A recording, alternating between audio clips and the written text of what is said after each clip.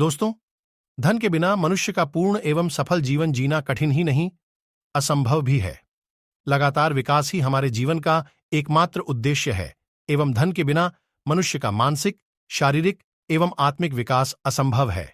अतः आज के इस अर्थयुग में धनी बनने के विज्ञान को जानना बेहद जरूरी है। दोस्तों, कम में संतोष कर लेने से बड़ा पाप इस संसार में कोई नहीं है।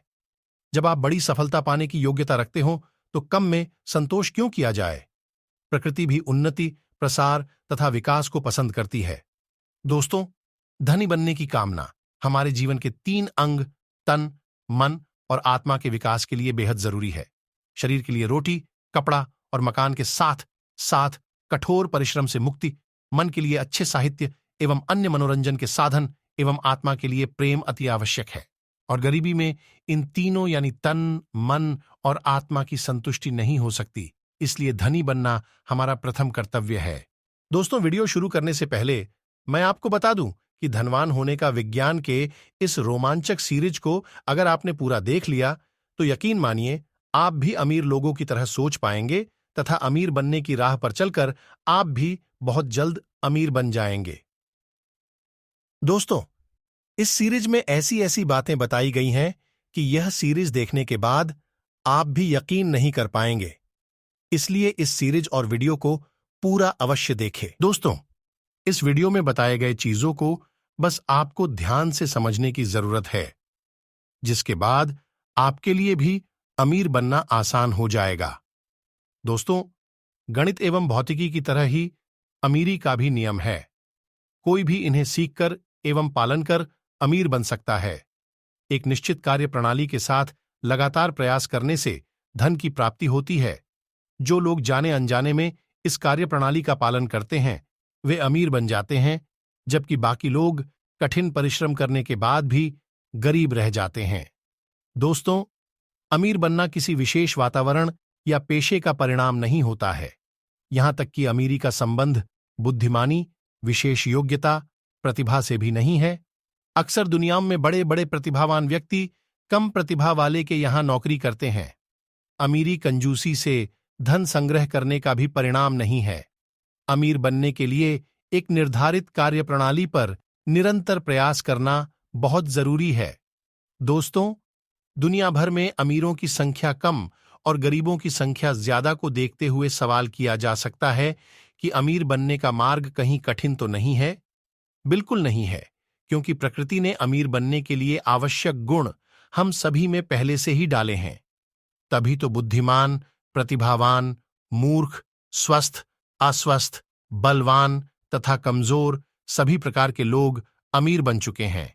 यदि आपके शहर के एक आदमी अमीर बन सकते हैं तो आप भी अमीर बन सकते हैं। दोस्तों, जिस काम में आपकी रुचि है, अगर आप उसी काम में हाथ डालेंगे तभी अपना सर्वश्रेष्ठ प्रदर्शन कर पाएंगे। यदि समान व्यापार में आपका पड़ोसी आपसे अधिक कामयाब है तो इसका सीधा अर्थ है कि आप दोनों के कार्य प्रणाली में अंतर है। यदि आप धनी बनना चाहते हैं तो आपको अपने पड़ोसी के कार्य प्रणाली को अपनाना होगा। दोस्तों, धन पर किसी व्यक्ति विशेष का एकाधिकार नहीं है। प्रकृति किसी को भी अवसर का लाभ उठाने से नहीं रोकती है।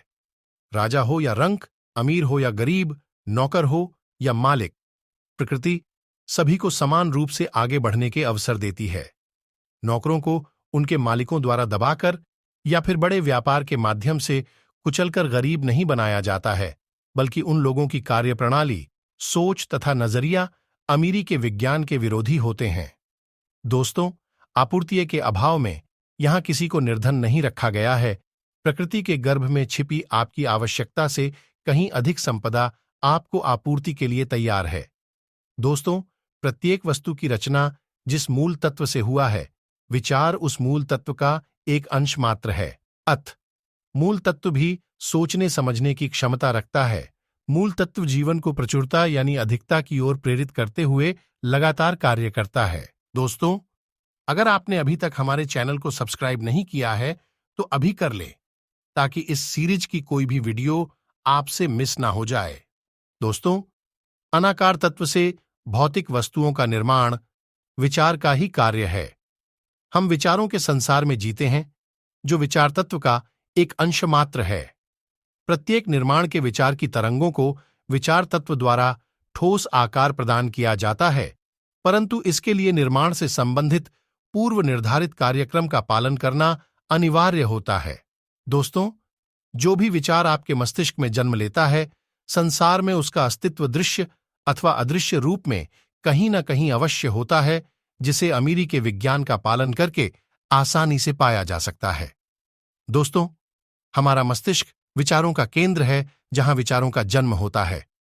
हम जो कुछ भी बनाते हैं, उसका निर्माण सर्वप्रथम मस्तिष्क में ही होता है। बिना सोच विचार के किसी प्रकार के निर्माण संभव नहीं है। दोस्तों, अभी तक हमारे सभी प्रयास शारीरिक श्रम द्वारा ही किया जाता है।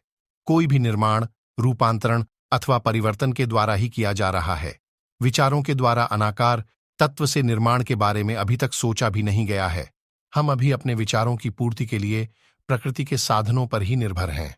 मनुष्य द्वारा ईश्वर की भांति निर्माण करने के विषय में अभी तक विचार तक नहीं किया गया है।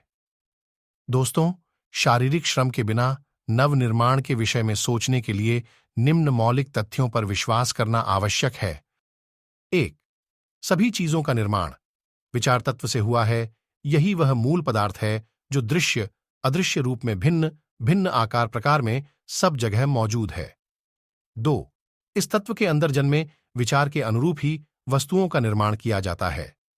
3. मानव मस्तिष्क मनचाहे विचारों को जन्म देकर अनाकार तत्व की सहायता से उन्हें साकार करने की क्षमता रखता है।